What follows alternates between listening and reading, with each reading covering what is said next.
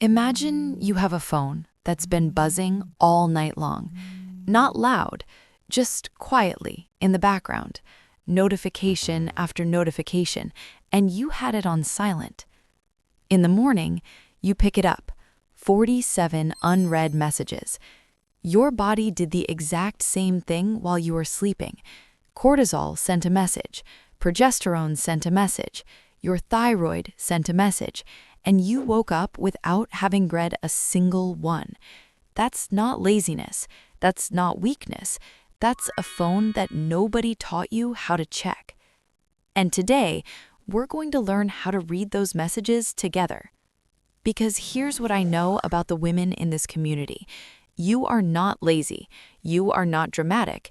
You are not just getting older. And you should not accept exhaustion as your new normal. The exhaustion you feel, the kind that sleep doesn't fix, is one of the most common signs that your hormones are trying to get your attention.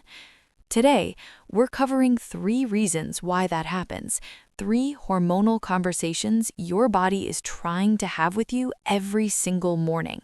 And I have something waiting for you in the middle of this video, a tool I built specifically for this. Stay with me until we get there. Before we dive in, I want to say something. I read every comment on this channel, and the message that shows up more than any other, in so many different words, is some version of this. I sleep, but I don't rest. I wake up already tired, and I don't know why. That comment breaks my heart a little every time, because behind it is a woman who has probably already tried everything she was told to try. She went to bed earlier, she bought the supplements, she cut the caffeine, she did the sleep hygiene checklist, and she still wakes up feeling like she never slept at all. This video is for her, and maybe it's for you. What I want you to understand before we get into any science is that your exhaustion is not a personal failure. It is a biological signal, and signals can be decoded. Let's start decoding. The first reason your body isn't restoring during sleep has to do with a hormone called cortisol. Now, I know what you're thinking. Cortisol, the stress hormone, the bad one. But here's what most people don't tell you. Cortisol is actually essential for getting you out of bed in the morning. Under normal, healthy circumstances, cortisol follows a very specific rhythm. It rises naturally in the first 30 to 45 minutes after you wake up. This is called the cortisol awakening response, and it's what signals your body and brain that it's time to be alert, engaged, and ready to move through the day. Think of it as your body's internal alarm clock, not the alarm on your phone, the internal one, the biological one, the one that's supposed to go off first before everything else. When that internal alarm clock is working properly, you open your eyes and something shifts. There's a quiet readiness, not necessarily energy, just the sense that you're awake, that you're here. But when cortisol rhythm is disrupted, and in women this happens far more often than we're told, that alarm doesn't function properly. It might go off at 3 a.m., jolting you awake with a racing heart and a flood of anxious thoughts for no apparent reason. Or it might barely go off at all, so you open your eyes in the morning and your body is still waiting for the signal, still in standby mode, still buffering. And what disrupts cortisol rhythm in women? Chronic stress is the most obvious one, but also significant changes in your hormonal cycle, perimenopause, prolonged sleep deprivation, irregular schedules, and even high-intensity exercise without enough recovery. Any of these can throw off the timing of that internal alarm. Here's what I need you to hear, clearly and without any room for understanding. If your cortisol rhythm is off, you can sleep 10 hours and wake up exhausted. This is not about how long you sleep. This is about the quality of the hormonal signaling that happens while you sleep. And that is not something you can fix with willpower. It is not a discipline problem. It is a biology problem that deserves real attention. You are not lazy. Your alarm clock is broken. That's a very different thing. The third reason takes us to a part of the body that most women have never been told to pay attention to when it comes to their energy: the thyroid. Your thyroid is a small, butterfly-shaped gland in your neck, and it is the thermostat of your entire body. It regulates how fast or slow your metabolism runs. It influences your heart rate, your body temperature, your digestion, your mood, and absolutely directly your energy levels. When your thyroid is functioning optimally, your body runs at the right temperature, not too fast, not too slow. You feel warm enough, energized enough, clear-headed enough. Things work. But when thyroid function is even slightly sluggish, what's often called subclinical hypothyroidism, it's like living in a house where the thermostat is stuck at 58 degrees. You add layers, you drink hot coffee, you push through, but the environment never really warms up, and no amount of effort on your part changes the temperature, because the problem isn't with you. The problem is with the system that's supposed to regulate the temperature. Women are significantly more likely to have thyroid dysfunction than men, and here's the part that frustrates me the most. So many women with sluggish thyroid function are told their results are normal because the standard lab reference ranges are broad, and a result that technically falls within the normal range can still be well below what's optimal for your body specifically. This is why I always encourage women in this community to ask for the actual numbers, not just "your thyroid is fine." Ask, what is my TSH? What is my free T3 and free T4? Where do those numbers fall within the range? Because there's a big difference between a TSH of 0.8 and a TSH of 3.9, even if both are technically normal. And while we're here, let's talk about iron. Iron deficiency is one of the most underdiagnosed causes of fatigue in women, and the reason is simple. We lose iron every month through our cycles, and most of us are never taught to actively replenish it.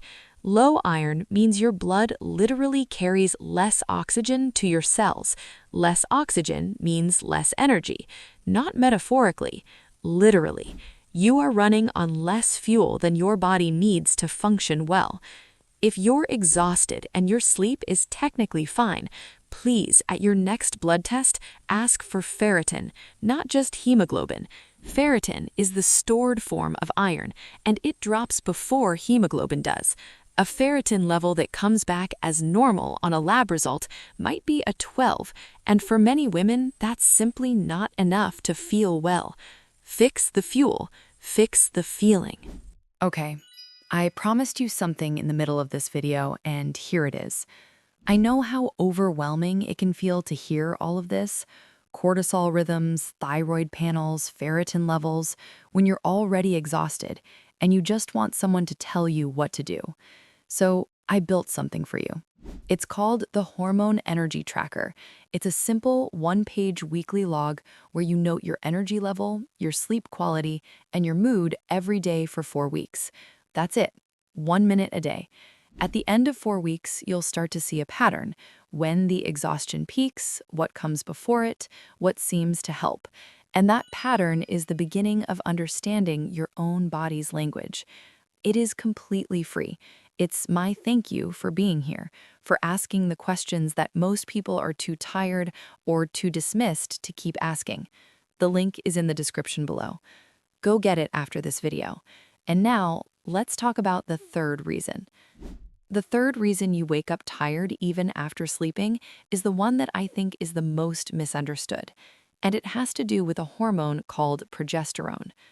Progesterone is often described as the calming hormone, the one that balances estrogen, supports the second half of your cycle, and crucially, supports deep restorative sleep.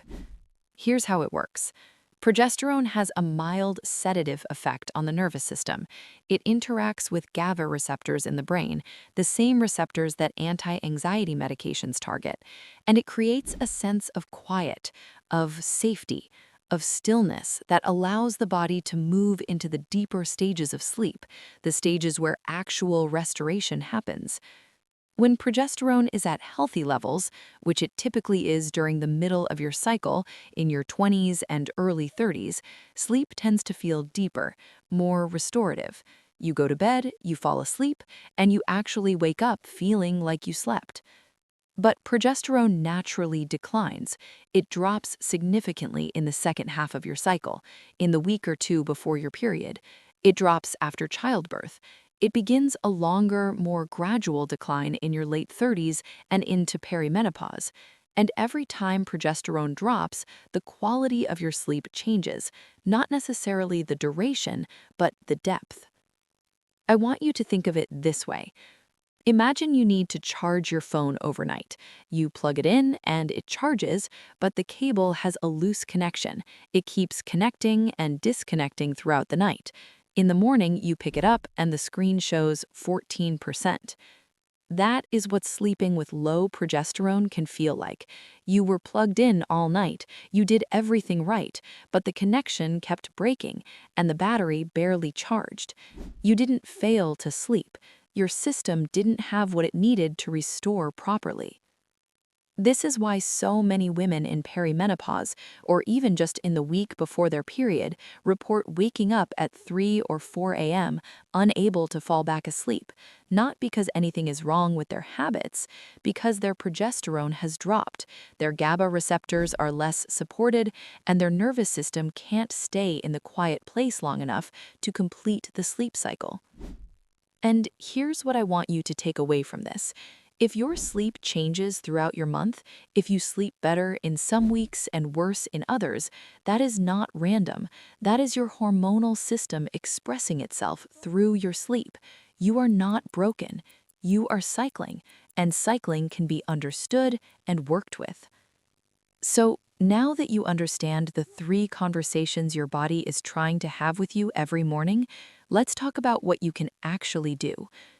I want to be clear. I'm not your doctor. What I'm offering here is not medical advice. It's the kind of informed, evidence-based conversation that every woman deserves to have and that the 15-minute appointment rarely makes time for. Here are 3 things you can start today. The first one is to track before you treat. Before you add supplements, change your diet, or overhaul your routine, spend 4 weeks just observing. Use the Hormone Energy Tracker I mentioned. Note your energy, your sleep quality, and your mood every day for 4 weeks. That's it. 1 minute a day. At the end of 4 weeks, you'll start to see a pattern: when the exhaustion peaks, what comes before it, what seems to help. And that pattern is the beginning of understanding your own body's language. The second one is to ask better questions at your next blood test. When your doctor orders labs, ask specifically for TSH, free T3, free T4, ferritin, vitamin D, and if possible, cortisol. And when the results come back, ask for the actual numbers, not just a normal or fine. Ask where in the range your result falls. A number that's technically within range, but sitting at the very bottom of that range, tells a very different story than a number that's in the optimal zone. The third one is to anchor your wake time. This one is simple and it costs nothing. For the next 2 weeks, wake up at the same time every morning, including weekends. The same time. Your cortisol rhythm is a learned rhythm. It trains itself around consistency. Every time you wake up at a different hour, you're pressing reset on a system that needs regularity to function well. 2 weeks of consistent wake time won't fix everything, but it gives your cortisol rhythm something to anchor to, and that is a place to start. These are small things, but small, consistent inputs into a hormonal system create change over time. Your body is not a machine that responds to force. It's a system that responds to pattern. The exhaustion you feel when you wake up is not a character flaw. It is not proof that you're not trying hard enough. It is not the inevitable cost of a busy life. It is not something you simply have to push through day after day until one day it gets better on its own. It is a conversation. Cortisol is trying to tell you something about your rhythm. Your thyroid and your iron levels are trying to tell you something about your fuel. Progesterone is trying to tell you something about what your nervous system needs to truly rest. And the more you learn to listen to those signals, the more you start to understand the language your body has been speaking your entire life, the less you will feel like something is wrong with you. Because nothing is wrong with you. You were just never given the translation. You have it now. Start listening. Her hormones told her. See you in the next one.